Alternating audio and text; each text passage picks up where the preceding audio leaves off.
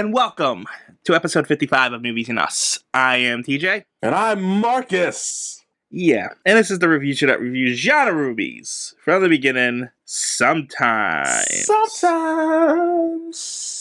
Marcus is just happy he doesn't have to run through this one because it's DC. That's why he's being super loud and obnoxious. No, I'm not running through this one because this is a DC movie. And this is a DC animated movie. It is Superman Doomsday. It was released in 2007. I was going to ask you off my forehand. It was released in 2007. Is there a 2008 version of this at all? What do you mean? I was watching this on HBO Max, and it just says in the rating and the time and all that stuff, it says it's released in 2008. So I'm just curious. I know I watched the correct one. I just don't know if there was a different edited version of this.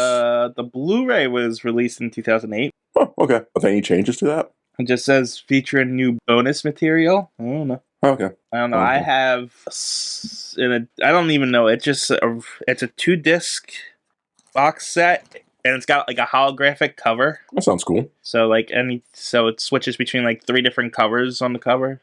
Okay. And it was weird actually because I put when you get a 2-disc set, you put the second disc in just to see what's on it. Only nerds do that, and I do that too. So yes. So yeah, you put the second disc. It's just to see, what and I'm searching to see what if there's trailers and shit on there or whatever. Yeah. I put it in. It's not working. Oh. Huh. So I take it out. Is it a CD one? Is it DVD-CD-ROM? I take it out and I put the other disc in, and that one works. And I look at it, and you're right. It's a CD-ROM disc. I'm like, what the hell is on a CD-ROM disc? And I mean, I know this is 2007, but I have a computer that is 4 years old right now. And then I just bought a newer computer from my other room, which 2 weeks ago. Neither one of them has disk drives. Yeah, no, it's obsolete. It's an old technology, sadly. So I had to dig out a USB portable disk drive. Yep. And plug it in just to see what's on this disc because, it's nothing worth watching either, right? There was nothing watchable on it. It was literally the Death of Superman comic. Uh-huh. It was one comic on a whole CD-ROM. I feel they could have just printed out a small version and stuck it into the case or something. That's funny. So I'm like, what is even the point of this? Oops, I just... Yeah, there was a time period where the studios would do that. Like, here's a DVD and here's a CD of something. You got to put it in and be more interactive. Like, why am I doing this? It's never worth their energy or time to put it into your CD-ROM and boot it up and download it. Like, it was just more of a nuisance than anything. But they would put stuff on it. Sometimes, I feel. The ones I've had, they've always been, either just a crappy game for, an interactive experience of the movie. But at least it's a game. Yeah, I guess. That's funny you got bamboozled.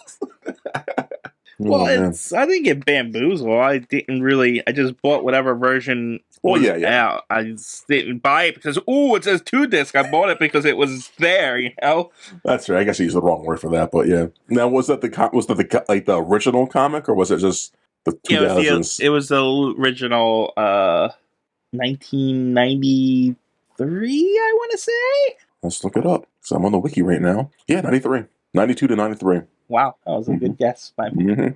But yes, so I was like, what's the point of that?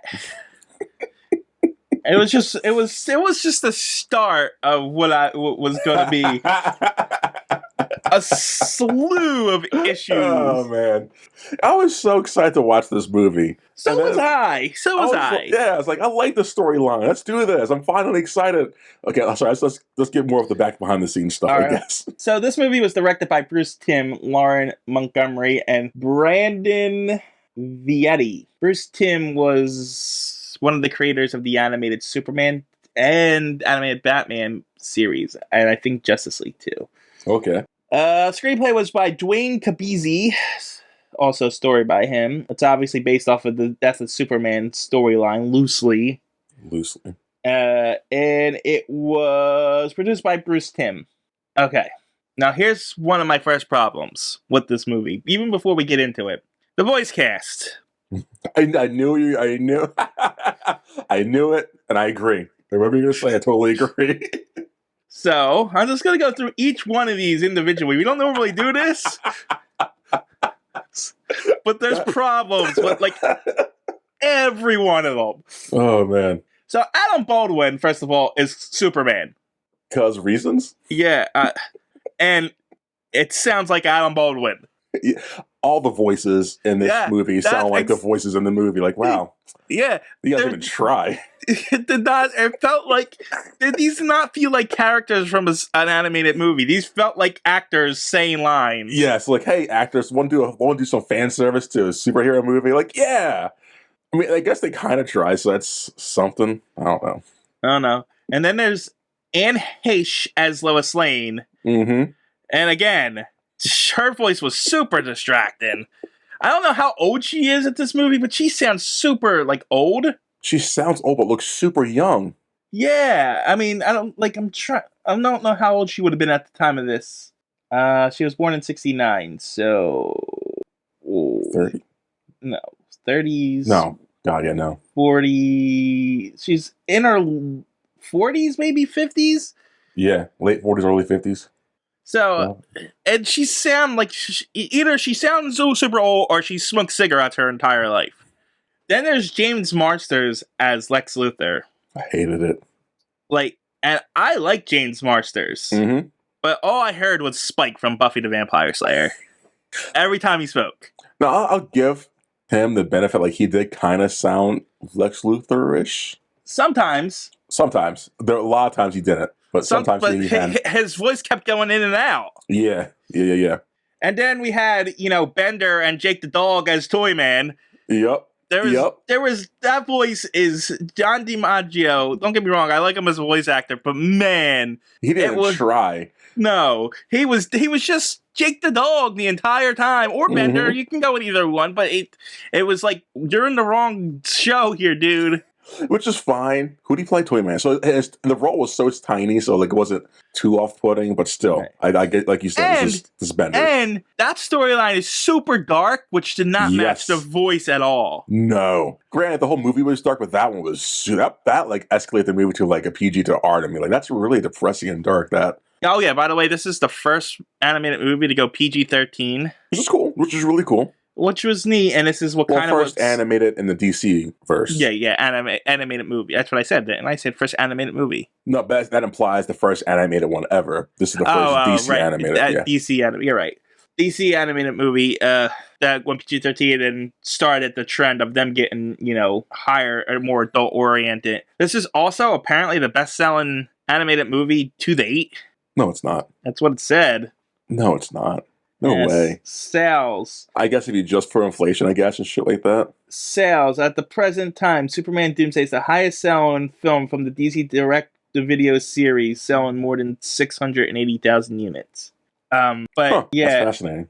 But that was... I don't think it was because of word of mouth or anything. I think it's because it was based on the Death of Superman storyline. And people, so that's going to be awesome. Let's go go out and get that. Yeah. I think it got by on name recognition. Yep. That's what got me to sit down and watch it, besides the podcast we're doing. But it's like, okay, yeah, I'm excited for this. And then we got SpongeBob as the Superman robot. Yeah, SpongeBob being SpongeBob. So, yeah, Tom Kenny there. Swoozie Kurtz as Martha Kent. She has such a small line in it. It doesn't even, Oh, God. Well, again, we'll get to that, too. Yeah. We'll get to that. I have nothing to say about it now. Cree Summers as Mercy Graves. Again, whatever. Who's Mercy? Which one's that one? Lex's assistant. Oh, yeah. Ray Wise as Harry White. And he was like from Twin Peaks and stuff like that. He didn't do bad. Yeah, no, he was all right. Yeah. Like the lesser known characters, but the side characters were kind of fine. It was just the main. That's because they're all from like TV and movies. I mean, and video games. Yeah. Like Adam Wiley's Jimmy Olsen. Then there's Kevin Smith's cameos in this as himself. I hated that. Kimberly Brooks. I don't know. She plays someone called Murphy. I don't know who that is in this show. No. But I know her best from the video game Mass Effect. She plays Ashley Graham in that. God, you're such a nerd. I know. I love it. And then Townsend Coleman. I don't I don't remember seeing this drill operate in the beginning. Oh, okay. Who was that sounds? That sounds really familiar, that name. He's Michelangelo from Teenage Mutant Ninja Turtles. Oh, okay. He was also in The Tick as a Tick. Okay. Yeah. Okay. Huh. And then there's Chris Cox, Haiti Lynn Hertz, and James Arnold Taylor, who he was only a coffinist, but he is the voice of Titus from Final Fantasy X, and he was Ratchet in Ratchet and Clank video games. He also played Obi-Wan Kenobi in this Clone Wars TV series, animated TV series. That's cool. So it got a big cast, but the cast was so distracting. Yes. It was the instance like, I know that voice, and you're just stuck on that and not focusing on the story until you have to Google who the voice is or just wait till the end. And it was just like for every character, and like, who's his voice? And like, why they're not doing good? Because we're so used to the better versions of these. Yeah. All right. Now, before we get into this proper, I got to preface this. Because I hadn't seen this in over a decade. I remembered none of it. Okay. This is my second time viewing it, but I went into it kind of fresh because I don't remember this movie at all. Yeah. And for good reason, apparently. But I don't remember hating it. Well, when did you see it? I guess at the time it came out? Yeah, so like literally like over a decade ago. So like 13, 14 years ago. So you're probably less jaded at the time and just more... Well, no. Less critical? Well, maybe a little less critical, but I've always been kind of critical. But the difference this time is I knew we were going into this. So I did my research and I read this Death of Superman story arc. Oh, okay. Which would have been fine because, I usually do that if the movie's based on a story arc. It's like between 2 and 8 comics I gotta read. 47 freaking comics. Yeah, it said, well, I was reading the wiki, it's 2 years worth, or a year or 2 years worth, right? 47 comics across 4 different Superman books. Yep. I had a week to read 47 comic books. So you had expectations going in this time around. I knew the story thoroughly because I had to sit there and read 47 comics. It's not just, Doomsday fights Superman and that's it. No, it's Doomsday fights Superman. Then it's for like 10 issues. Then there's like 10 issues of the funeral for Superman. Mm-hmm. And then there's like 30 issues of what happens afterwards. All the different versions of Superman. Yeah, so it's like... It gets really out of hand. So there was a lot that went into just preparing to watch this hour and 13-minute show movie. And that's the thing, like, the death of Superman is such a big thing in comics. And just like every time it's been tackled on TV and movies that I've seen, they just rush through it. Like, oh, he's dead and he's back. And he's dead and he's back. Or like, they try to tell a story in an hour and a half. You just can't do it. Yeah. You can't. And we don't normally say this, but this needed to be longer. Yes. Yes. They blew through so much and cut so much out. Like, really, guys? Yeah, they it. This was super rushed, and they changed story elements in this for no reason. Mm-hmm. Some of it was to make it look more like the animated series. Yeah. And some of it, I have no idea because it just makes giant plot holes. Oh, man. And it's sad. Like, I love Doomsday as a character. One of my favorite villains because he kills Superman less frequently, but that's badass. Because I'm like trying to look at this movie objectively. Yes, but you can't. And I can't. It's just like, I can't see through all the issues, but I don't know if those issues are because now that I know the story so well, or if it's just that bad. Well, I think maybe that, I guess. I don't know. Like, if you go in not knowing the story or anything that's what I was wondering. What would this be like if someone went into it fresh? Would they have liked it? I don't think they would enjoy it that much, though, just because of like how rushed it is, and it doesn't feel cohesive. We'll get to it, I guess. I don't know. Maybe I'm like you. I have my opinions because I came in with a different mindset. Yeah, I don't know. It's hard to tell. This is my first time watching it, by the way. I just know the story of the Death of Superman. All right, so before we get into it proper, I do have trailers. There's no box office this year, unfortunately, or this episode. No, but it did have a budget of $3.5 million. Yes. And it made $10 million, which is really good.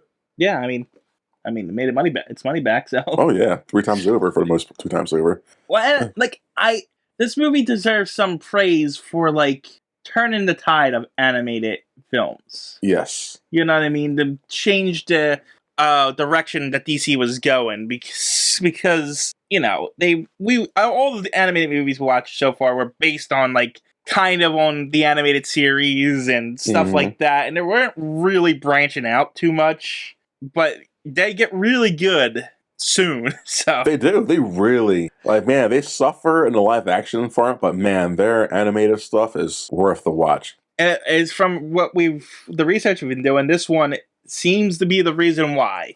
I'm glad. So as much as we're gonna drag this movie properly, it's still is a pinnacle and a milestone for the company. So right, take that with you will. All right.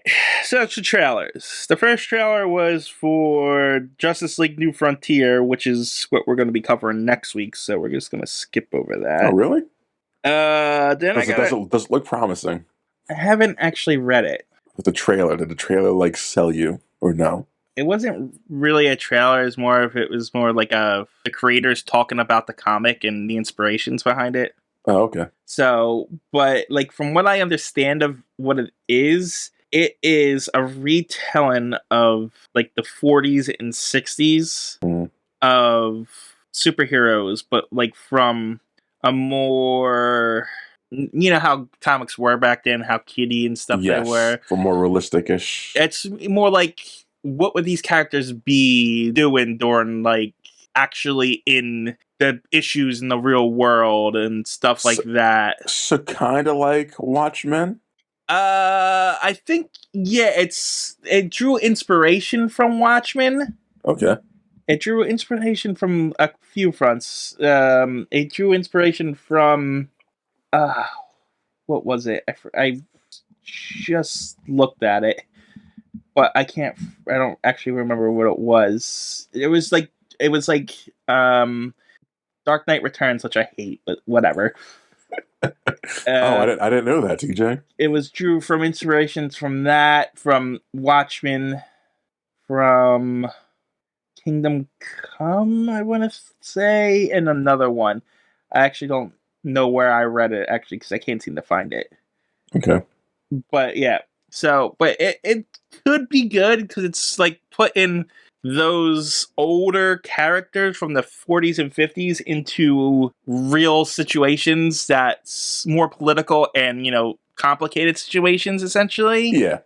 So, I don't know. It just depends. It's something we're going to have to check out. I don't know how I feel about that. We'll see.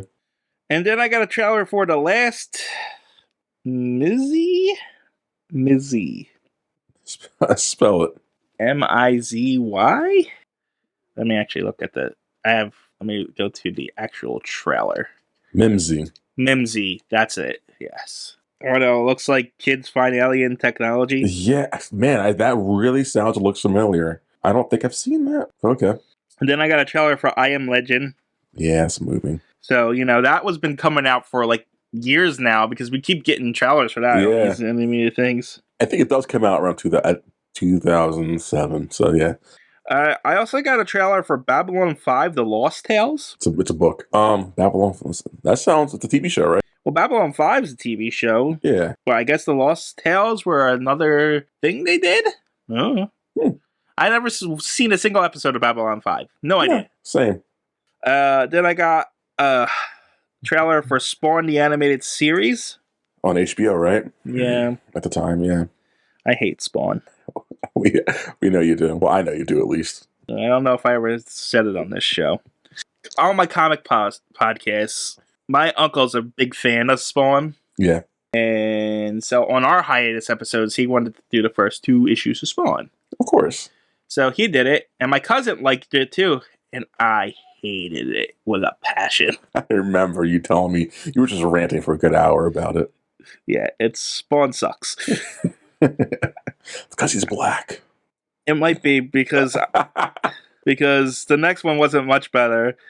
Blade, House of Chitone. That sounds interesting. It's technically the 4th Blade movie. Okay.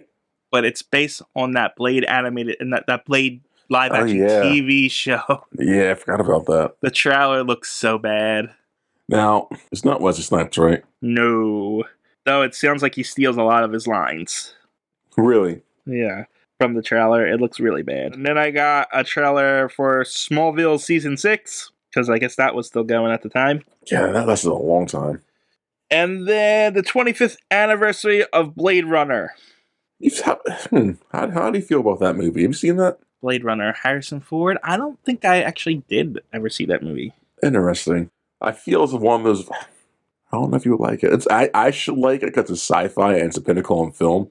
But man, I just could not enjoy the movie. I like the sequel, 2049. It's a good movie. But the original one, just because there's like so many versions of it, I'm not going to sit down watching 4 3-hour cuts of each movie. I'm not going to do it. Yeah. Well, from what it sounded like, because it was like the actors talking about and the directors and stuff talking about the movie. Yeah. It sounded like it was a pain in the ass to make and no one liked doing it. Yep.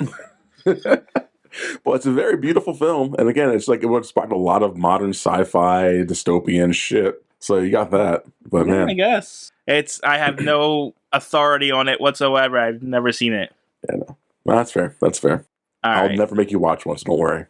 All right, so jumping into this proper? I guess so. So for the first time, it doesn't open with Bugs Bunny. Oh, it doesn't, does it? Nope. It's like Warner Brothers premiere or something. Yeah. I miss Bugs. And instead, we open up with still images of Superman and James Marsters / Lex Luthor narrating over top of it. Yes. And I don't know if he's watching like a slideshow. I guess he's reminiscing about it. I don't know, but he's standing in a pure black room. And he's just looking at a slideshow of Superman narrating how Superman's stupid, I guess. How much he hates him, and just typical Lex Luthor. Yeah, and this is kind of the first problem I have with this movie, right from the start. What is it? This is the animated series Lex Luthor. Mm-hmm. This was not the Lex Luthor in The Death of Superman. The Death? What do you mean? The Death of Superman, like Superman. In the comic? Yeah. Oh, okay. Not even anywhere near it. So what's different about that Lex Luthor and this Lex Luthor? Well, at this time, this Lex Luthor is dead. Why? Do you know why he is dead? He died from kryptonite poisoning. Yes, that is correct. And he got a scientist to transfer his mind into a younger clone of himself. And so now he's younger and has red hair. Yes. So this is not Lex Luthor at all. Now, I mean, it's the Lex Luthor that fits this movie. Yeah. It's not a big sin, but it's a mark against it, I guess. But it's just, this is not the role Lex Luthor plays in Death of Superman. Do you want to get that out the way now, I guess, or do you want to talk about that more so? Well, there's a lot that they changed, like a super lot. It might be easier to just talk about it when we go through it. Okay, that's fair. So anyway, to their benefit, they kept the cloning stuff in this movie. Yeah, but that wasn't even that big of a thing. No, it wasn't. Nothing in this movie is as big of a thing, apparently, because it's just like, what happens? It's solved. No, but that wasn't even a big thing in the comic books. Okay. There wasn't like 1,000 clones of Superman. Mm-hmm, I know. There was one. Yeah. Anyway, I don't like the animation style for the characters in this. No, the animations kind of looks weird. Yeah, like this too. Like they tried to do detail, but they didn't do detail. Like Superman looks like elderly in this movie. Lex Luthor looks sickly. Everybody either looks elderly or like they're on that or they're on chemotherapy. Yeah. Yes. Yeah, like no one like Superman looked older than his mom in this movie. Like how does that work? Yeah, it's not, I don't know. Everything just seems off, you know? Yes. It feels like it was rushed. Maybe, was this rushed? I think so. Okay. No, it just feels something. Yeah, continue, I'm sorry. So then we get the title cards in space. And it's a Superman movie, so you gotta spend 15 minutes in space over the credits. God, man, I can't wait for that to stop happening. And we truly start the story at the Dalek planet, where Lois doesn't like Lex, and she's arguing with Perry about doing some kind of story, but, you know. Perry wants to do a story about Lex that, not promotes Lex, but, shows, Lex isn't that bad of a guy. And Lois is like, no, he's a shitty guy. We're not going to do that. Right, and they're arguing and stuff like that. But meanwhile, Clark's apparently going to Afghanistan as a foreign correspondent. And Lois is like, okay, bye. Yeah, I don't like... We'll get to my issues with that in a moment. Yes. When we get to the reveal. But for now, it's like, oh, okay. I guess. I mean, it's different from the comics, but whatever. This is okay. That's what I was going to ask you. Okay, yeah. I don't like. I'm just tired of seeing that. That's all. It's like, I don't know. Okay. Then we cut over to a dig site where LexCorp is digging underground, and finally, as they're doing it, they come across some kind of spaceship. A capsule. Or a capsule. However you want to call it. Whatever you want to call it. Doesn't matter. A space capsule ship thing. Yes. And then we cut over to Lex and Mercy. Mercy's his assistant, by the way. And she's like, hey, we found something. And then, after that, we cut over to the fortress because we just jump. From scene to scene to scene to scene to scene. Okay. Now that you're saying that, I want to say this. The way this movie feels rushed, it just feels like, okay, let's get some high talented, costly voice actors in this movie, and let's make sure we get all the main panels in this movie. That's not have a strong story, but let's just go from space to set up we're not Smallville, Metropolis, to now let's go to the fortress real quick, and Lex Luthor, and let's do all these panels. Let's do all these iconic imagery, which we'll see later in the movie. It's like, why? Well, I don't think it's rushed. I think it's either laziness, yes, or untalented people on it. Well, you got to remember, in 2007, I don't want to say the whole year, that whole decade was like lesser writing, but we live in an era like where it's just bathed in good writing. Except and stories. It was good writing was on the lower end of the spectrum in the early 2000s. What do you mean by that? Like most of the movies that came out in those years had terrible writing. That's what I'm saying. Back then, there's a lot of terrible writing. Nowadays, in the 2000s, 20-somethings, we were just bathed in good, detailed, cared writing, from comic movies to dramas to anything. So, like, I kind of understand why this movie is kind of the way it is, and that aspect of to be in 2007, but still, like, it's still lacking, because it had good source material, or pretty decent source material. So, at the fortress, Superman's trying to cure cancer for reasons. Why? We don't need that scene. We know who Superman is. We don't need to show that, oh, he's a great superhero. Look, he can't cure cancer, but he's trying. This is it felt like, this is Superman, right? This is what he does. This thing here. Does he ever do that kind of shit, though, in the comics? Does he cure diseases like that? I know he fights off things, obviously, but is he like, he's a reporter. Like, he's smart. But does he know how to cure shit like that? It's like he's got Kryptonian technology, so of course when there's storylines, when someone's got a virus, they find a cure. You know what I mean? Okay, then does this ever come up again in the movie? In this movie? Yeah. No. Exactly, so why even show us this? Because I literally think the writers was like, they had no idea who Superman was. Superman does this, right? It's like they saw it one time in I guess it's like an Easter egg. No, it's like we need to be hopeful here. Superman's good, right? We need to show that he's a super guy. So when we get to the part when he's not, but even then, we still know he's a super guy because we know he's whatever. It's bad. Because that reveal later is like not really a reveal. Whatever, stupid. Then we get to the dumbest plot point in this entire movie. I don't like it either. Lois Lane is in a towel at the Fortress of Solitude, and her and Superman have been dating for 6 months, apparently. Mm-hmm. But she doesn't know he's Clark Kent. Because... Why? It just creates plot holes. It's funny and drama. What plot holes does it create, TJ? He's got a robot, too, in his scene. Yeah, he was voiced by SpongeBob. Yeah. Like, I'm like... I can't even get the words out. I'm so mad. You're mad, flabbergasted? Yeah. I don't think it causes plot holes. I just think it's dumb. And like, kind of shitty on his part. She is supposed to be the best investigative journalist in the world. Yes. And she's been seeing him for 6 months.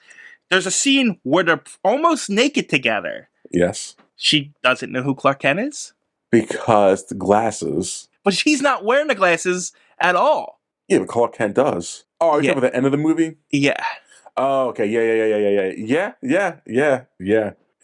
Well, to the benefit of this cartoon, it took her 2 movies in the live action ones to figure out who he was. And there's a reference to that scene that I was talking about where they're naked. It looked exactly like the bed from the Superman 2. It did.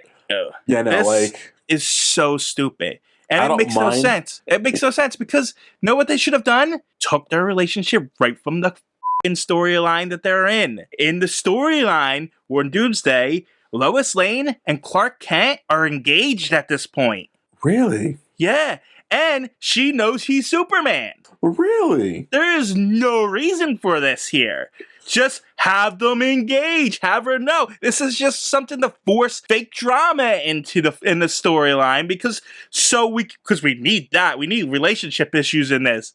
But like you don't because A, it's bad for its drama, and B, it lessens her emotional impact when Superman dies because she knows who he is. Like right, exactly. It's just, like why make that choice? Because it adds so much more depth when she knows who he is and she sees when her and Jimmy are like, keep the camera on Superman, Jimmy. She's like, she'd be devastated. Like, I know, like, besides just being, that's dumb. Yeah, well, I know, I'm sorry. It's just so much in this movie. I hate it. We'll get to it. Like, you think, like, okay, now Clark's gone, Superman's gone. I should be sad. Like, she would be like, just, I feel bad because I want to rip this movie, but man, this movie just does not deliver. Yeah. Also, they knew this plot line would be so stupid and pointless. That's why they sent Clark to Afghanistan, because he's not a foreign correspondent in the storyline either. He's still there. So, but when him and Doomsday fight through the cities and stuff, they cause so much damage and so much debris. People get trapped under it for months. Oh, we'll get to in the comics. In the comics, yeah, they're trapped under it. So there are survivors, and that's how they get around the Clark Kent situation. They think Clark's been buried alive somewhere in the Doomsday attack. That's great. That's it. It's way better than this. That Clark's in Afghanistan. He must be dead somewhere because Afghanistan's just a terrible place. Again, the war is happening at the time in our real life, so, you know. Yeah, I know, but still. I know. It's bad. I'm not trying to defend this too much. I'm just... Anyway, the dig site people come across this pod, are trying to clear out the pod and accidentally puncture it. And then there's a holograph of an alien, and Lexus sees it on video, say, oh, that's a warning. And then Doomsday's inside, and he breaks out of the pod. Pretty cool. Yeah. So this is different, too. Yes. Like... Now, in the original Doomsday story, how does it get... I know there's like different iterations of Doomsday, but I don't know the original. The original Doomsday is... I know his backstory. Clark is like fighting some random Superman thing from the 90s. But intermediately throughout the comic, they show Doomsday, just his hand, punching something over and over throughout the comic. Oh. And then eventually he breaks through, and he kind of looks like he's like wrapped up in like almost like a trash bag. The green one, right? Yeah. He kind of looks like Nemesis from Resident Evil 3, if anyone knows that. Kind of like a Tyvek Swedish thing. Yeah, and he's got one arm tied behind his like back at one side. So at first he's like fighting one-handed. Mm-hmm. And so that's how he's introduced. But this is whatever. Aliens. It's kind of with the backstory with him. Yeah, it is what it is. Yeah, it is. Whatever. It's movie's got a movie. Yeah. So Doomsday breaks out, and he's just on a rampage. He kills like deer. He kills people. He kills a dog. He kills a tanker. He kills the whole crew that just discovered him. Yeah. Everyone he kills. It's great because he snaps their neck. He just crushes them. Yeah, some of his deaths in this, things he kills in this, is pretty brutal. Yeah, and that's what they don't PG-13. They don't really show it too much, but they like show it happening before the cutaway. Yes, you know they have the sound effect go, the crack and all that. Yeah, I think we see blood in this movie twice. Yeah, we see a few blood moments in this, but yeah, it's the Doomsday stuff isn't bad at all, really. No, because it's just he doesn't talk. Exactly. It's just him going on a rampage, though. It's more impactful in the comics because he breaks out and he's in like Ohio or something when he breaks out, and Superman's not the first person to come across him. Mm-hmm. He beats the crap out of the Justice League. I know, he destroys them. But it To be fair, though, it's not the Justice League we all know. I know. It's like Booster Gold and Blue Beetle, but and still, he's so devastating. That's something. Guy Gardner, a former Green Lantern at that point, but yeah, he kicks the crap out of them, and then he sees a commercial in a store, a wrestling commercial for with a Hulk Hogan stand-in. Yeah, and it's just like, come to Metropolis and fight and join us in this fight, and that sticks in Doomsday's brain, so he heads for Metropolis, and that's what causes him to go there. But yeah, which I like, because it shows that he's sentient and kind of intelligent. Kind of, but not really. He's more animalistic, because anytime you see something living, he wants to destroy it. Although they up the drama in this a little bit, like him going after a crying kid and stuff. It's like none of that was in the comics, but but it just shows that that's what he is. Yeah. But meanwhile, while Doomsday's over this, we have stupid Lois and Clark fighting over the identity issues, because she knows he's Clark. He knows she knows he's Clark, but he won't just freaking tell her because it's stupid. For your safety, I can't tell you. You're boning Lois Lane. Like, she's not safe anymore. And everybody knows that you go and save her, so they usually just go after her anyway. Exactly. Like, there's no more being safe with her. Like, this is dumb. Meanwhile, also, Lex wants his assistant, Mercy, to make sure there's no connection between him and the dig site, which also, Lex did not find Doomsday in the comics. He just... So, you know what, I might as well get this out of the way, too. Lex Luthor, at this time, is pretending to be a good guy, because he's pretending to be the old Lex Luthor's son. Mm-hmm. So, he's got robots to try to hop in the city, and he's also dating Supergirl at this time. Oh, really? Yeah, well, not the real Supergirl. It's a shape-shifting alien named Matrix. Okay. Gross. That Superman found, but they started dating Lex Luthor. She started Lex Luthor, and it's a whole thing. But Mercy, in this, blonde hair, I think that's supposed to be the substitute for Supergirl in this. But Supergirl's still a good guy. She tries to help Superman anytime she can. Lex is just manipulated and pretending to be a good guy. The usual. Yeah, so but he had no really involvement with Doomsday. Doomsday was just random, and which is why this doesn't make sense. His depression in this, he's like, he gets upset that Doomsday kills Superman because he wants to do it. He wants his victory over Superman. Yes. He's almost directly responsible for releasing Doomsday in this. Yeah. But his egotistical side, I guess, like me, Lex Luthor, not me accidentally. It's like in the comic, he had no connection to Doomsday at all. He just showed up and took it from him. It's the same storyline, only it makes more sense in the comics, because it's the argument between, Batman's parents being killed by a random act of violence and, if it was the mob or something, Yeah, no, I get what you're saying. It's just, everything is done more poorly. Yes. And I think, going back to the Lex Luthor thing real quick, if he accidentally released Doomsday this way, I feel he should have just got in front of the news media, like, hey guys, we accidentally released this thing to make himself look good. Like, we should stop this thing. Superman, help. Instead of just... No, because then, you know how that works. They would just blame him for it. Blame me, sure, but like, now will help stop this happening? I don't know. But I mean, I get why he's doing what he's doing.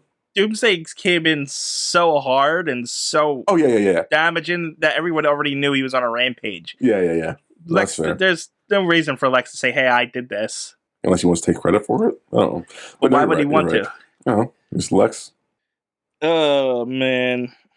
Anyway, so Lois and Clark keep fighting, and then the robot comes in and says, hey, Doomsday's doing stuff. Also, he's a Kryptonian machine thing. Oh, the robot. Yeah. Yeah. So it's like, oh, thanks for, that slight bit of exposition. That's all we need, I guess, for that. It's Alfred. He needs an Alfred, so I'm going to give him an Alfred for some reason. The robot wasn't in the comics either. Of course he's not in the comics. He's pointless. I mean, Superman does have robots. They're helixes. But and they are in the comics, but they don't play this role. Yeah. Maybe that's why they put it in, just to have that, like, hey guys, in the comics, robots are a thing, so he's a thing. I guess that has to be the only reason he's in here. It's not the reason to have that character. Well, I guess later. I don't know. Anyway, so Superman's like, okay, I guess I gotta go stop this. So he drops Lois off on a roof because he doesn't want to put her in danger. He just kept her there. And that's not gonna stop her, so I don't know why he even bothered. And then, Doomsday's kicking the military's ass. And then Superman shows up and we get the actual fight between Doomsday and Superman. Yeah, all 5 minutes of a fight. Superman freezes him. That doesn't work. Punches. There's a bunch of punches. Train. Yeah, he does the typical Doomsday pushes Superman's face into the train and does no damage. Because, super powered things. It's a decent fight. Yeah, and at one point Doomsday's punching Superman and he spits up blood on, and some of it gets on Lois's face because for some reason they like putting blood on Lois's face. Well, because she's taking Superman, so it shows that. Yeah, I know. It's a serious moment now. But the more powerful moment is Superman on his knees spitting up the blood. Yeah. No, I agree. I mean, I get the point, but it's just there's another scene later where Lois bleeds again, which I thought was why is that even there, just to show more blood. Yeah, to make sure they get that PG-13 rating. Yeah. Lois flies Jimmy over to this fight, and Doomsday attacks them. Oh, yeah, and so Superman saves them, blah. Yeah. And then Superman jumps into space with them and does a meteor dive. Which I think is dumb. Oh, yeah, this was stupid. Why not just push Doomsday into space and call that a day? He ain't coming back. This was... Just throw him into space, push him, like, okay, you can't fly, so good luck coming back anytime soon. You would think, the animated fight scene between Doomsday and Superman would be better than a still image comic fight. Oh my God. But it was not, because they fought across states, Superman and Doomsday, across states, and it ended up, Superman's suit is all torn, he's like all bare-chested in it, and in the end, it was just those two throwing punches until they both fell. Yes. That is way better than the stupid meteor crash. This fight felt so lacking, and it's just like, there was a scene where Superman throws Doomsday into a building. Like, there are people, I know it's at nighttime, so there's probably cleaning crew in there, but either way, there's people in that building he just sacrificed to hopefully put Doomsday down. And like, Superman's losing so much energy in this fight, and this fight doesn't feel strong enough for him to lose energy. Like, I know Doomsday is the obstacle, but we've seen Superman fight harder things, I feel. There should have been more devastation going on around. Yes. Without a doubt. And then we get the whole iconic scene with the Superman cape on the stick all torn up. I hated it. Stuff. Yeah, it seems like they're just taking panels and just inserting them. Like, okay, here's the iconic panel, put this here. And like taking lines from the comic and just shoving them in here and there. Anyway, so Superman dies in Lois's arms like he does in the comic. Oh, Doomsday's dead too. It's the last time we see him. Yeah. All 5 minutes of him. To be fair, in the comics, when he dies there, he kind of disappears too. I know, but it was such a quick... I thought the fight would be longer. That's all. Well. It was just a short fight. It's like, that's it. Yeah, they ended up actually... one of the other Superman that shows up ends up taking the body of Doomsday, tying it to a meteor, and throwing it into space. Yeah, smart. Yeah, but, they don't even reference his body again in this movie. That's why I was like, why don't they do anything with whatever? But Doomsday does laugh and is still alive after that, so... Yeah, that's his thing. But yeah, so Superman's dead. So now we're going to skip a whole bunch of stuff because, from the comics. Yeah. Like, in the comics, there's a whole thing about, them trying to revive Superman. And then when they finally realize, okay, they pronounce him dead, then there's a whole organizing of his funeral, which is like 8 issues. And then at the funeral, all the world leaders show up. They even have Bill Clinton in the comics speaking at Superman's funeral. It's a big thing. It's a big event. So I get why they did it this way. Yeah, I know. But in this, it just seems like, Metropolis is here. Yep. Yeah. No other superheroes are here. No one else cares that Superman's dead. Because at the time of this movie, does the rest of the universe have superheroes that we know of? this seems like to be a standalone movie, so... It's lame. So there's no Wonder Woman, no Hawkeye, no one, nothing else? No other superhero exists. I mean, there's no reason why they couldn't put other superheroes in it. Yeah. It's not connected to anything else. What difference does it make? I guess they didn't want to show them dying to Doomsday, I guess. I don't know. Well, no, you could have them all show up after Doomsday. Well, you think they would have showed up before Doomsday? Well, no, not necessarily, because Doomsday showed up so suddenly and out of nowhere, people didn't have time to react. Yeah, I guess. God, it was so much better though to have someone else show up. It's just one person. And Superman's got it. Why was anyone else need to get involved? Yeah, that too. That too. God, this movie. But, you would think more than, regular... Like, in the comics, his own parents couldn't even show up to his funeral because no one knew who he was. He was Superman. He's everyone. So they couldn't even get to his funeral. That's sad. Oh, and by the way, in this one, Jonathan Kent is dead. In the comics, he was not. Okay. So that was a weird addition. I like him dead. And his mom's watching all this happen on TV, by the way, so she sees her son. Right. She doesn't say that much emotion in this movie. I think she would. But it's just weird to have Jonathan Kent dead at this point because he was such a big part in bringing Superman back, apparently. Was he? Well, why? You're really going to make me go into this part of it. Or do you want me to tell the later part? No, it's just so stupid. Yeah, you brought it up. I got to ask questions for the viewers, the listeners. All right, so Superman's dead. He's buried and gone. His body disappears because it's stolen by Cadmus Industries, which is a science thing. Mm-hmm. Lex Luthor's the one that threw the funeral because he says in the comics that if I can't kill you, well, I'm going to be the one to bury you. And he wants him to stay dead. So Cadmus steals the body and tries to clone him. So Lex is like, gotta get the goddamn body back. And they finally get the body back, and then it disappears again. So what happened was, the clone turns into Superboy. Yes. Just to throw that out there. He turns into Super. He's one of the 4 characters to show up. Yes. There's also... He's the only one that sticks around a long time, isn't he? Or no? No, John Henry Irons, the Man of Steel changer. He's just a normal guy in a metal suit, essentially. Yeah. He's pretty much the closest to Superman as far as morals go.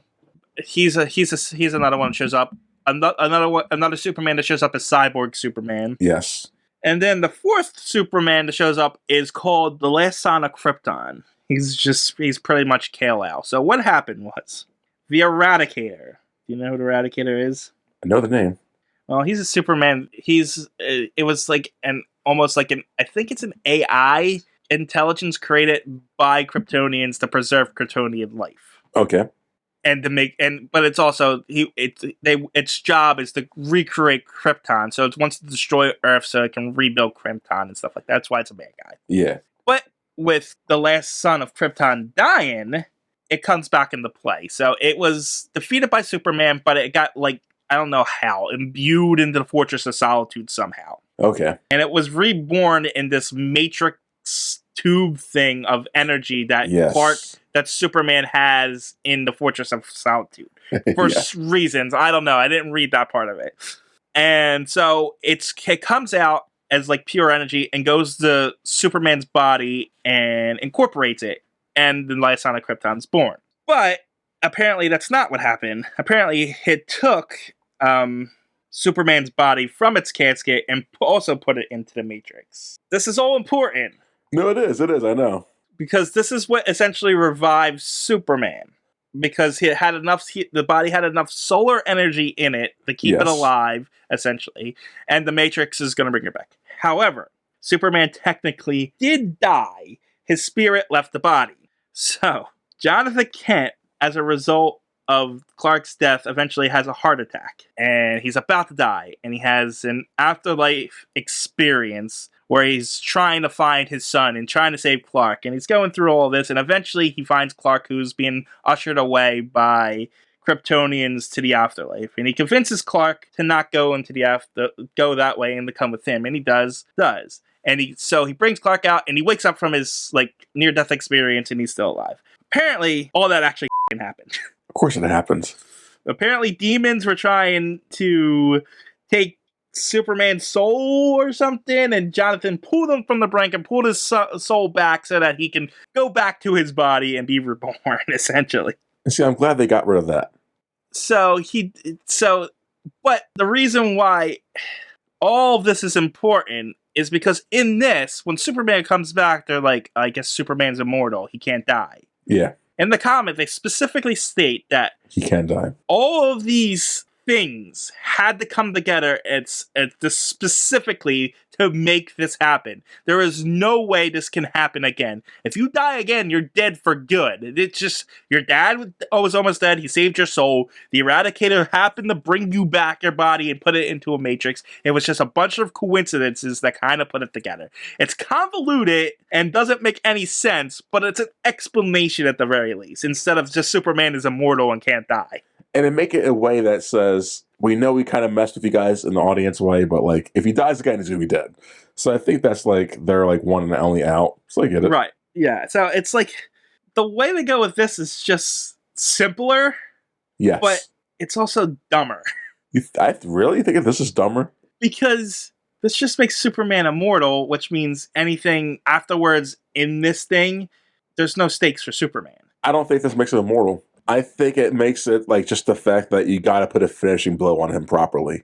He did the hard. He fought Doomsday. Doomsday put up a good fight, and Superman did a blow that knocked them both out. Pretty much him to near death. His body is resurrected because his genome puts him in the stasis to be in hibernation, kind of. But I think people know that they could go back and like, okay, let's make sure he's off top now. So, but you can't destroy the body because it's invulnerable. There's nothing a normal person can do to do it. A normal person can never kill Superman in general. But someone like Lex Luthor with his gloves of kryptonite in them, and the red sunlights could weaken him enough and get to him, I think. I think it's definitely doable and still in this universe. From what they say, what they say in this literally is that Superman cannot die. They say those lines in this movie. Well, I disagree that line. I don't. But well, I'm telling you what they say. They don't say it once. They say it twice. I know.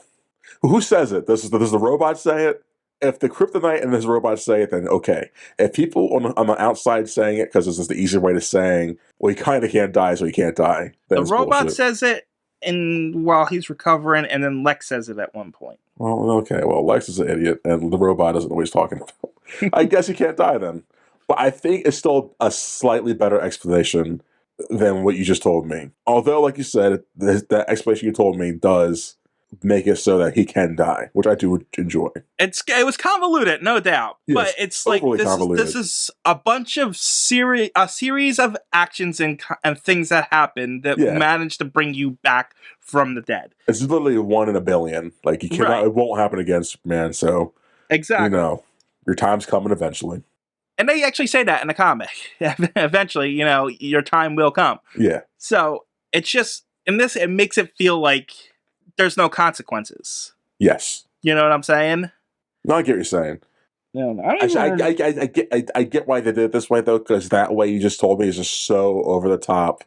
No, but you could give an explanation from how he came back. Maybe he was put into this like solar rejuvenation thing, or before he got killed, or something. Yeah, exactly. You could have given me a reason for why he came back that isn't just he's immortal. No, they do say that. They say his body goes into this ritosis hibernation thing. Well, and that's the thing. If they kept it at that and not said you're immortal, I think it would have been a fine explanation. Well, but I guess adding that line makes it... I also have a problem with that, though.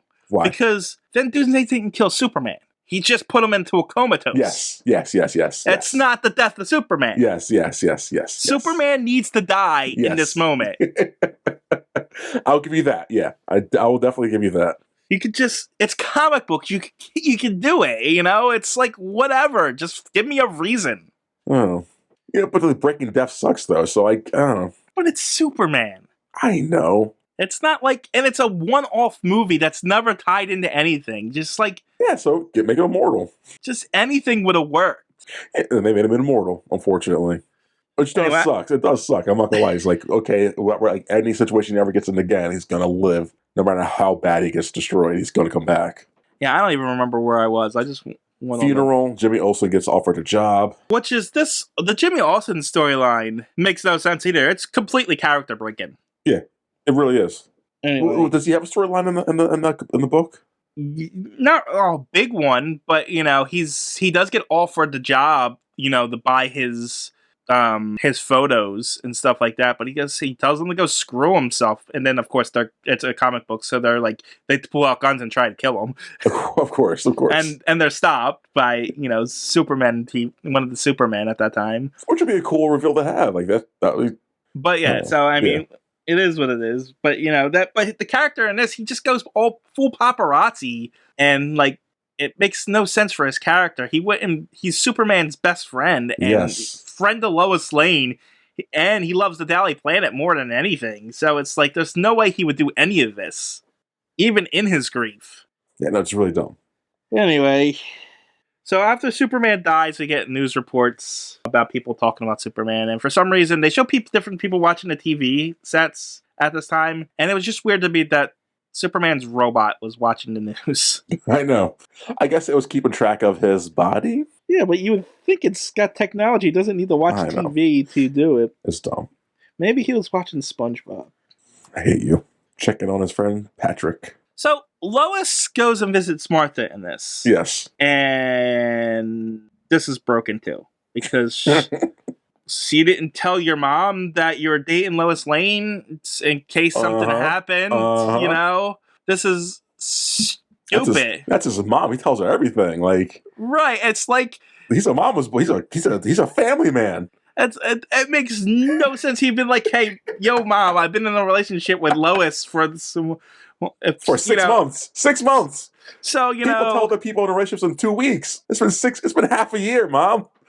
But there was when Superman was dead in it, Lois's storyline is her dealing with the fact that she lost Clark. She lost she lost the person she cared about most, and the only other people she could share this with are the Kents because they were engaged. Everyone knows who everybody is. Exactly. Also, Lana Lang and his friend Pete also know that he's Superman too. But so they end up relying on each other eventually to deal with their grief, which would be a powerful moment in this. Amazing. If Lois showed up and Martha just hugged her or something, but she's like, "Oh, you're a reporter. You're just here for this." That's stupid. I hated it. That's the movie's lacking emotion. Is lacking. It wants you to. It's like, hey, you should feel something here, but like you're not giving me anything to feel. You're just giving me panels from the dumb comic. You're giving me surface level shit, and I need layers. I need something deep. Please give me something. I want to see these characters feel. So in the wake of Superman's death, crime rises because Superman's gone. So yeah. Which okay, cool, makes sense. I mean, that's taken right from the comics too. I know. So yeah, I know. So I mean, and Olsen makes a deal with this thing, leaves Daily Planet. Lois is still being reckless, but Perry yells at her because Superman's not around to save you anymore. And then Lex is all depressed, and he's like, "Yeah, Superman's dead. I didn't get to kill him." Blah blah blah. He's frustrated, I feel. And then Mercy shows up and says, "Hey, we cleared everything up. No, we can't be traced back to Luthor." And then he shoots her in the head. Yeah. Yep. For no reason. Just kills her. This makes no sense. On so many levels. He's got to cover those tracks, TJ, and if she knows, he's still in danger. The Lex from the comics, if she's supposed to be the Supergirl stand-in here in this, essentially, which means he's using him for her purposes, which means he wouldn't do this. The Lex in the animated series, which this is clearly based off of, Mercy's his right-hand person. Yep. No way he kills her off. Nope. This is out of character for every Lex Luthor in every iteration. Exactly. Especially because later he makes a move on Lois. It's like, what's your game plan, man? Yeah, we'll get to that too, but that actually happens in the comics. Really? Kind of. Like that? We'll get to it, yeah. Well, there's differences, but we'll get to it. So, after Lex kills Mercy, Toyman shows up. Yay. And a giant ant. Yay. And he's got kids. On top of a building. On top of a building. A parking garage, I think. Right. Yeah. And they're trapped in a school bus. So Lois goes up. She manages to free the kids while he's there, except for one. And so Toyman drops the bus off of it while Lois and one of the kids in there. And then Superman busts out of his grave and comes and saves Lois. And then arrests Toyman. So many problems, but we'll wait until it gets to the point of ridiculousness. Yeah? Okay. I will point out that, Superman just died like 3 minutes ago. I know. And he's already back. That's why I hate when they do it in visual media or film, because it's just like he dies, comes back automatically. There's never any breathing room for that. I want to point out, in the comics, after Superman died, there was like 10 comics called Funeral for a Friend. Yep. And it's just the aftermath of Superman dying. This is before all the other Supermen show up. This is just the world dealing without Superman for 10 comics and how the world's reacting around it, how the other superheroes are around it, And 10 count was that 1 a week, right? Well, actually, no. It would have been once a month. Yes, 10 months. And in our time, no Superman. However, this was across like 4 different Superman books. I know, but still. It was Adventures of Superman, Superman, the Man of Steel, and Action Comics. Okay. There was way too many Superman books. There's also way too many Batman books, too. Even today, there are too many Batman books. I just want to throw that out there. Not enough, in my opinion. There's way too many. There's like 6 Batman books at any given time going on, and half of them aren't even canon. And whose fault is it to wanting to read all of them, TJ? I don't read just Batman. I read every DC comic that comes out every week. Anyway, so after Superman's returns, not a terrible movie. He takes Lois home, and she kisses him, and he's like, I'm not really into this. And she's like, what are you talking about? And he kind of flies away. So I wrote Lois and Zombie Superman. And Jesus. No, I like Zombie Superman. Although Jimmy steals my line later. Oh, what is it? He calls him, is he a zombie? Oh, okay. And, pretty much... He goes to Lex Luthor.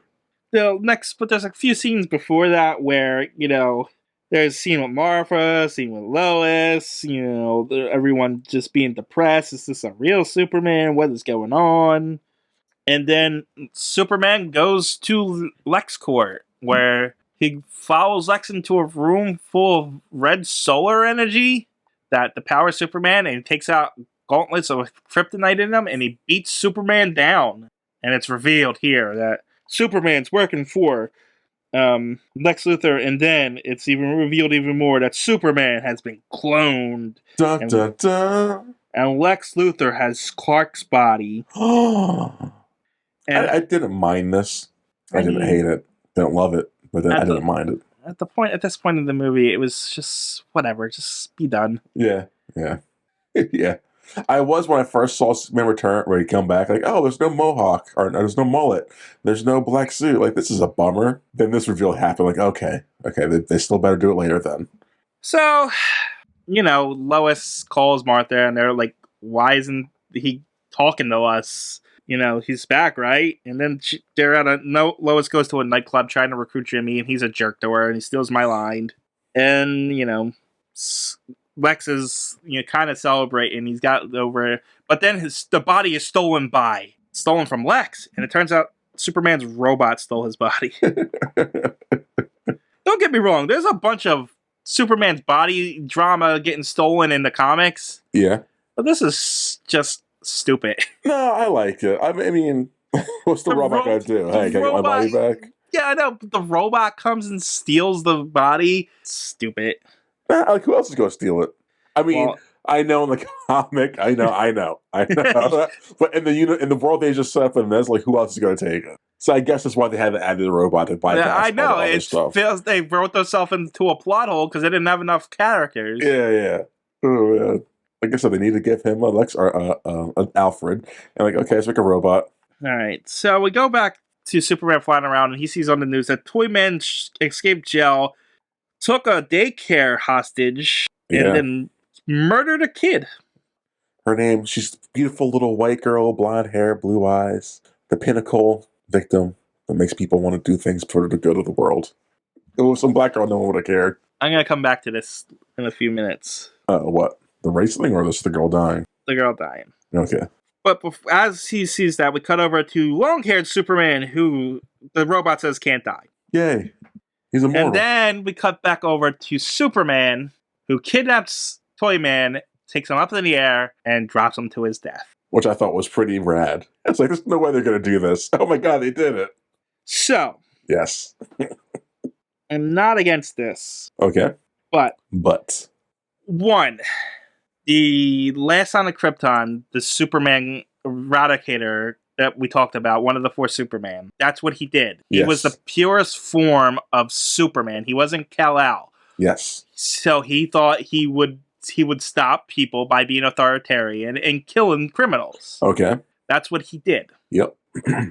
This is not that Superman. This just makes Superman an authoritarian for no reason. It makes this Superman authoritarian, yes. Yeah, and they turned him into an authoritarian for no reason.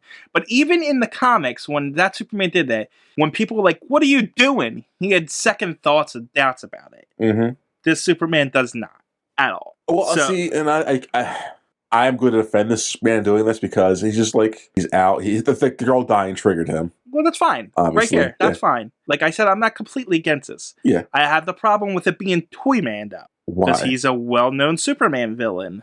Okay. And you're just killing him off for, almost, it feels like you're killing him off for ratings. It is ratings. What I'm saying? Shock value. Like, yeah. It's like, shit. Yeah. It feels like there's no reason for it to be Superman. And 2, this storyline kind of did happen after the Death of Superman storyline. One of the reporters, a reporter named Cat Grant, who's a big character in Superman lore. You probably don't know who she is, though, because she's not as well known. Yeah.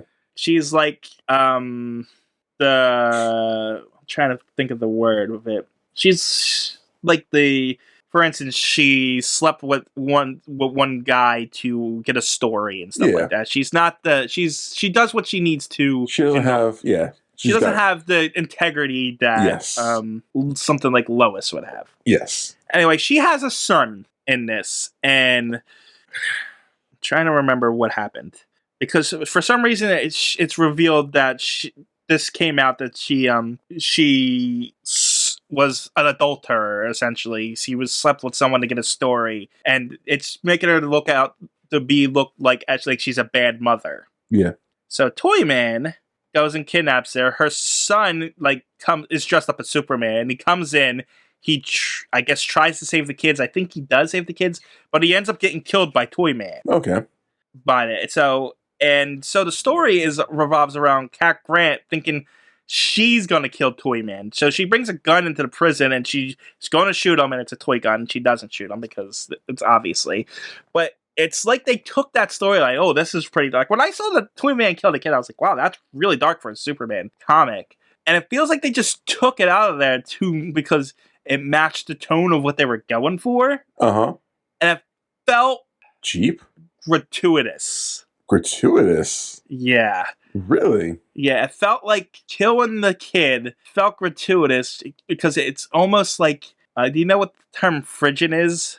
I don't think so. Well, in Green Lantern, they killed off his girlfriend, sticking her in a freezer, and Green Lantern found it. It was just over the top. It was just there to further Kyle Rayner's story. Her death was pointless in order to further someone else's storyline. You know what I'm saying? Yeah. And that's what it felt like here. They felt like they killed a kid just to further a storyline, just to be dark.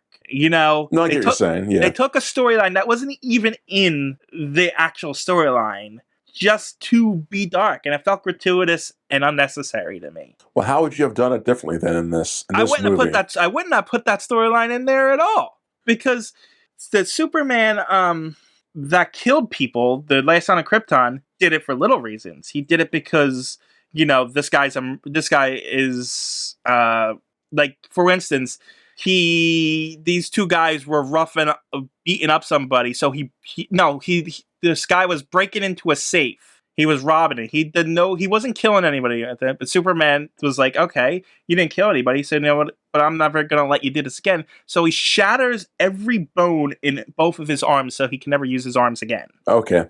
He could have just done something like that. There was no reason for this part of it. Someone accidentally, like a gang war is going on, someone gets shot. He kills those gangsters because of that. Okay. You know what I mean? Yeah. I just think I do agree this is over the top, the killing of the kid. Like, when it happened, and like when I first was like, oh, this is dark, and I wasn't expecting this to happen. But I guess just because the way they wrote themselves into this situation, it does fit this. But it feels like they're using the kid's death a kid's death to further a storyline, and it's it's good. It's the thing that triggers this flawed version of Superman as is to do more flawed things. But I'm not even talking about within the story. It felt gross from a writing standpoint. Yes, you know what I mean. I get it. Because I've had this feeling before. It just doesn't. It was unnecessary. Because it does not need to be here. If it was so funny. It does not need to be here. That story could have been its own story on its own, and it would have been it should be a bigger deal than it is. Yes, you know, because all it did was chicken. Okay, I'm killing Toyman. Okay, that's it. Now Superman's an authoritarian, and I agree. That kid's death is pointless. Toyman's death is pointless. I don't think it's. That's so weird. Everything you're saying, I've said about previous movies and instances, but I think for some reason this kind of like just enough jived with me to like, okay, I get it. I get it. I just think it's gross and it doesn't belong here. Yeah, I get why they did it. It's just there is so many thousands of dark ways you could go with other ways you could have done this. It just belittled everything that they just did because all that happened in the span of like 5 minutes, and they put a scene in between it happening. So all that happened was him Toolmaker doing his thing, then getting arrested, then escaping. Well, no. What do you mean? From the point he escapes and kills the kid. Yes. Then we cut to, long haired Superman still alive. Then back and killing Toyman. That all took place in 5 minutes. Yeah. No, that's why it didn't jive with me. Yeah, it's just like we get Toyman, now he's dead. Yeah, and like I said, this movie's too short. It doesn't give you anything. It doesn't give you the layers of emotion. It doesn't give you. It's not good writing. This movie's not good writing. It's not well paced. And that's why it bothered me because those things should mean more. Yeah, but they never come back. Yes, Toyman should have been a bigger character in the movie. He should have been like there from the beginning or some shit. Whatever. Even if not a bigger character, but he should be mentioned afterwards. Yeah. Superman killed Toyman. This is crazy. No, but I they totally don't. Agree. Yeah, it's just a thing that happened to show you that. Yeah, I get what you're saying. Because like almost immediately after that, they show that it's Superman going completely authoritarian by rescuing a cat and threatening a woman. Yeah. Which, again, goes against what that version of the Superman did in the comics, because he would not defend the writers in the sense that they had to put they didn't want to do 4 Supermen in an hour and 17 minutes, so they'll do all of them into kind of one. Not even all of them. They'll do them into one Superman. That makes sense. So yeah, they combine 2 characters. Yes, 2 characters. One was the Eradicator character into another character, which we'll get to when we get to the turning point of everything. Yes. But like honestly though, that character, it was misguided and he killed people, but eventually he saved Superman. He's the reason that Superman gets his powers back and stuff. He brought Superman back from the dead. He's not technically the bad guy in the storyline, but they're making it seem like it is with this authoritarian Superman, and it just feels like, hey, let's make bad guy Superman again for no reason. Like clone Superman's bad. It's like, how many times are we going to do evil Superman? I know. And it's just, and it's honestly just, it diminishes the whole Doomsday thing anyway, because it's like, okay, Doomsday kills Superman at the beginning, but now we just have another Doomsday fight at the end? Yeah, you got that too, right? Yeah, it's like, what?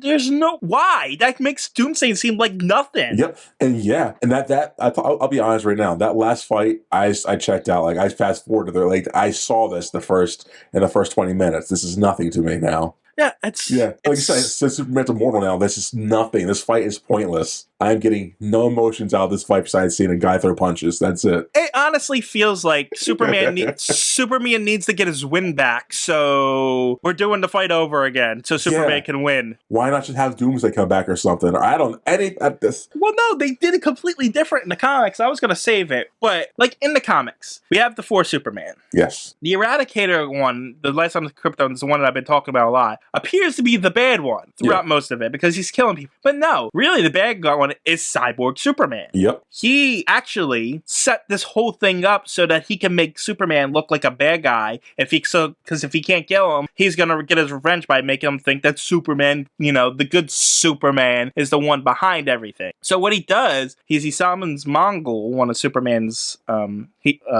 villains. He's like the ruler of War World and stuff. It's one of his most powerful villains. Yes. And pretty much he pretty much enslaves Mongol and destroys Coast City. Destroys an entire city and turns it into something called Engine City, because they're going to try and turn Earth into a new world for Mongol. And so when Superman comes back, he's a little depowered, and him and the other Supermen, Man of Steel, the clone Superboy, and Supergirl all go and attack this city and take on both Mongol and Cyborg Superman. And even Eradicator shows up, and it's a team up. It's not a giant fight. It's not repeating Doomsday. Doomsday's killed Superman. That's a big deal. And this is stupid.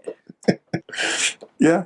I have nothing to add to that, but yes. Like, I literally just read these comics, so everything's fresh in my mind, and it's just like... And this is such a bad adaptation of it. It is. And I'm glad, like, I didn't just read these comics. I'm glad, like, unfortunately, you're doing the comic book purist standpoint of it, which is fine. And, like, because you go in expecting Death of Superman, you expect most of those major plot points to happen, but you're just getting told something totally weaker and not there. But here's the thing. I do come at things from a comic book purist thing, but if the movie story is better than the comics, I will tell you that this is better than the comics. I know. It's just not. It's not even... like average in comparison. It is like the worst adaptation they could have possibly done, aside from that Batman Superman movie. But yeah. It's because they took the name, they had the basis of a story arc, a storyline, and said, let's do it different, and not for good reasons. Let's just do it different to make it an hour 17 and to get the name recognition, and that's it. Let's combine some characters, let's change some stories around, and hopefully this works well enough. And I guess it did, because it got money out of it. It made money. Yeah, but again, it wasn't because of the quality of the movie. It was because of the name. Yeah. Anyway, Lois goes to see the body of Toyman being bloodied, because that's another... They showed the crushed, bloody body of Toyman, so... PG-13. Yeah, and that's another thing. Yeah. That's what I just realized it right now. So... when people do PG, when they do PG superhero stuff, like, it tends towards kiddie. Yes. You know what I mean? But when they go adult, it's like it's like teenager adult. It's like, why can't you just tell a complex story? Yeah. With the thing, why do you have to go, oh, there's blood everywhere. Oh, look, we're going to kill this person over here. It's like... They do what... I'm going with Star Wars with this. They do what the sequel trilogy did to the Star Wars. Like, there was the OG trilogy, then there's the prequels with Codified, then the sequels went, let's attack those sequels, or the originals, or the prequels, I mean, because they were bad. So it was like, PG's like, let's do Codified, and PG-13's like, we have freedom now, let's go over the top with it, or let's just like show them why these things should be this way, instead of giving us story. It feels like a teenager free to do whatever he wants. Yes. Without really thinking. Because a teenager hasn't lived life and hasn't had true emotions yet. So like, okay, blood and sex and action. That's what life is. Movies are, right? Like, no. Give me quality, please. Anyway, so they see the body. Martha says, that's not my kid. Superman threatens an old lady because her cat escaped. It makes a good point, I guess. It's like, I don't have time. If I have time to do this, I don't have time to save real crime. So, bitch, stay in check. Or don't go save the cat if you got better things to do. Exactly. Is there a reason why you needed to come down and threaten this poor old lady? No, you're just showing, this is bad Superman. We need to spell this out for you. This is bad Superman. Did this happen before? Yeah, we saw bad Superman before. Superman 3. The Richard Pryor one, whatever one that was. 4. Didn't he threaten an old lady? No, but he was bad Superman. Remember, he was at the bar flicking shit. Yeah, I know. Why do they keep going back to this well? It's stupid. I know it's stupid. At least in that one was funny when he did the Leaning Tower bit. Oh, man. We've been going so long that the movie is over again. Superman doesn't... Oh, we go back to the Fortress of Solitude. And no, before that. Are we before that? Yeah, the cops try to arrest authoritarian Superman because that's going to work. That's real smart. I know, like, people know it's Superman. Like, why are we doing these? It's not going to happen. I don't know why you're even bothered. Like, this is so dumb. If you were a military attacks, like, why are we doing this? Why? You know our mortal weapons can't fucking hurt the dude. Yeah, so, then we cut back and forth between real Superman healing and then Lex threatening the clone saying, go take care of my enemies or I'll kill you. And then Superman does self-brain surgery in a salon to take out a kryptonite bomb, I guess? Is that what it was? I don't know. Yeah, as a kryptonite piece engulfed in lead, and I guess it was a bomb. We won't see anything happen with it. I don't know. Doesn't matter. He does brain surgery on himself and takes it out. I like this bit. Stupid as shit, but I like it. So Lois goes to Lex's place. She's like, what'd you do to Superman? I'm not a reporter anymore. I'm leaving Metropolis. I'm done. I can't do this anymore. I just need to know. And Lex realized, oh, you were more than just friends with Superman. Now that he's gone, you need someone, huh? And so he kisses her. And then she sticks a needle in him and drugs him. Why's he kiss her, though? Because he's always kind of had an attraction to Lois Lane. It's one of those things about liking a girl you can't have. Forbidden fruit. Like, this actually kind of happened in the comics after the Death of Superman storyline. Yeah. Like, Lois gets all dressed up at a party and, like, she looks, well, the comics wants us to think she looks super hot, but I thought she looked super weird. It's a cartoon, so yeah. No, I mean, like, it was drawn weird. Yeah. And Lex is like, oh, and she uses this to get an exclusive interview with him. Yeah. And so at the interview, he tries to come on to her and stuff like that, and she slaps him and says, not gonna happen, and walks away. So, okay. I mean, the kiss thing seemed like out of character for her, but I get why they did it, Yeah. But anyway, so Lex is unconscious. Meanwhile, the other Superman's getting stronger and stronger, the real Superman. So Lois and Jimmy use the unconscious Lex to get into his cloning facility, and we see like thousands of Superman, or hundreds, I don't know how many it was. Thousands of an army. And then here's my Star Wars reference. I wrote Clone Wars.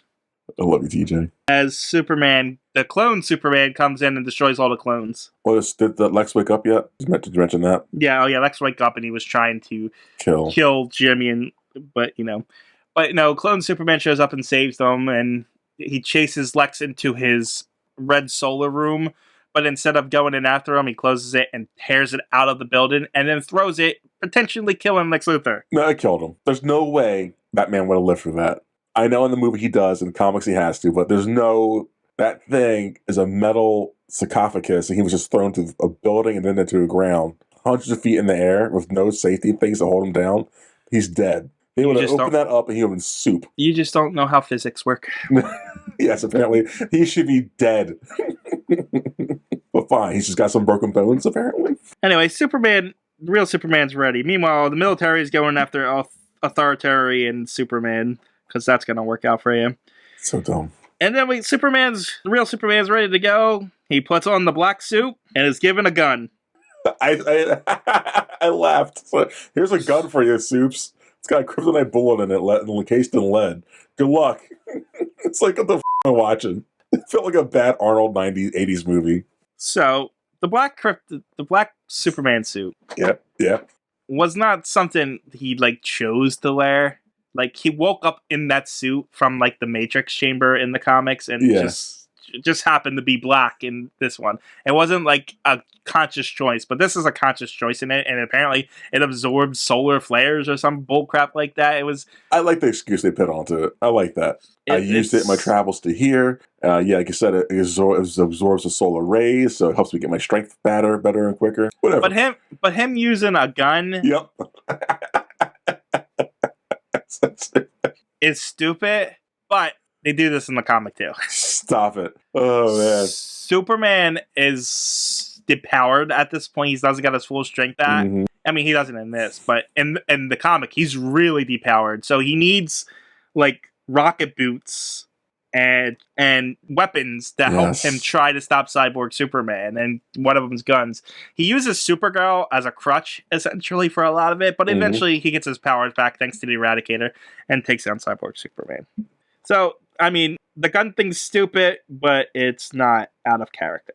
I think they should have changed it for the movie. Of all the things they changed for this dumb movie, that should have been one of the things. They did change it. In the comics, it wasn't a kryptonite gun. I know, but still, they should have just got rid of the gun aspect in general, I'm saying. And instead, they went the other route that we always hate, is they connected it to Lex Luthor. This is one of Lex Luthor's old kryptonite guns. I won't pee myself. Anyway, so the military's getting destroyed by Superman because, of course they are. It's Superman. And then Black Suit Superman shows up. And we get our Superman versus Superman fight for some reason. Yeah, we all asked for this, didn't we? Yeah. And they fight so hard that it explodes glass around and a piece of it cuts Lois Lane because we need to show more blood. I really checked out this fight, so I don't know what happened because I was like, this is stupid. Yeah, they fight for a while. Clone Superman throws a ship at other Superman.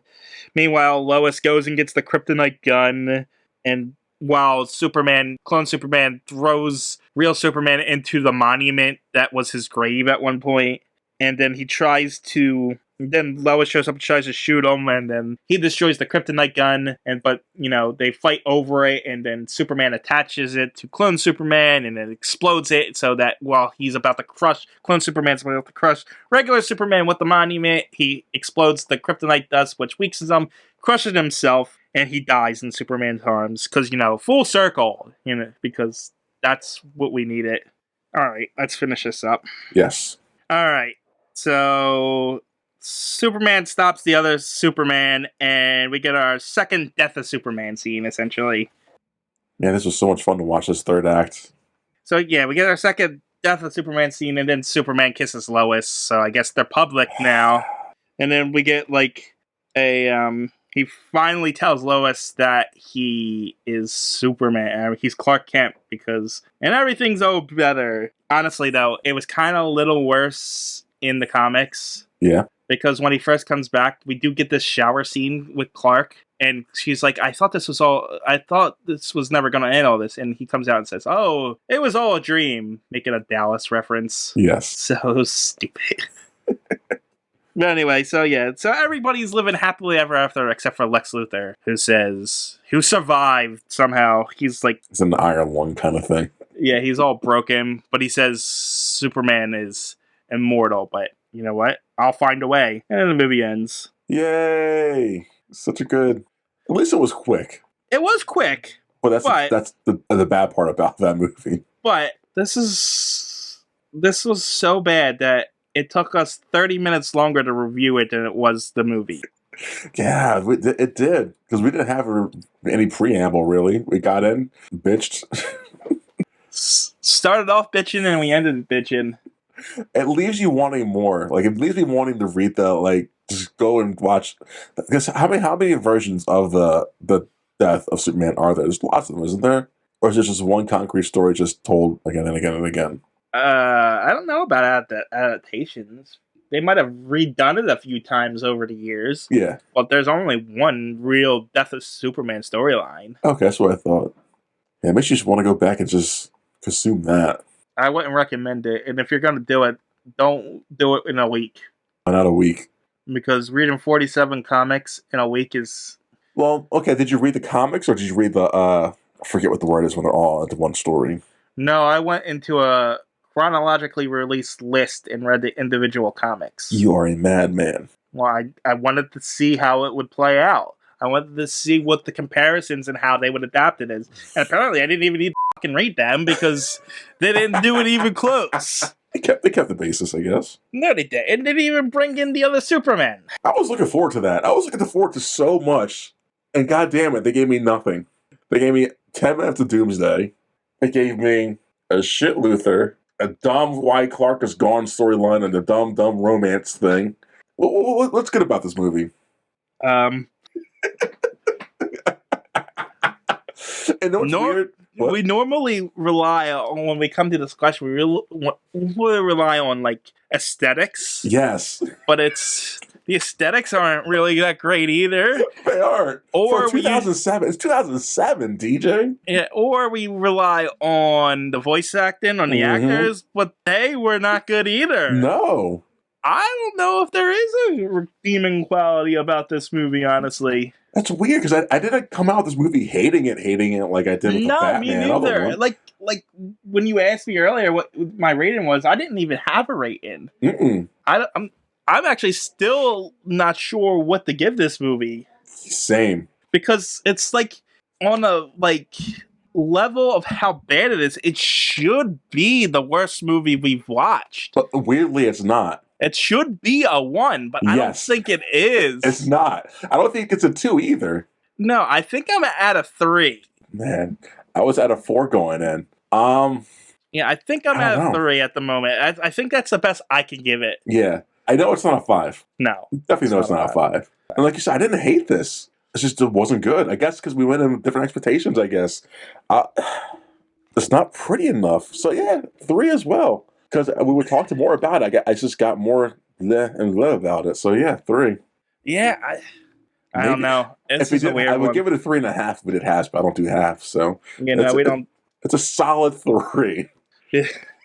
I'm not gonna go ever back and watch it again, but if it's on in the background, I'm still not gonna watch it because it's like not worth my time.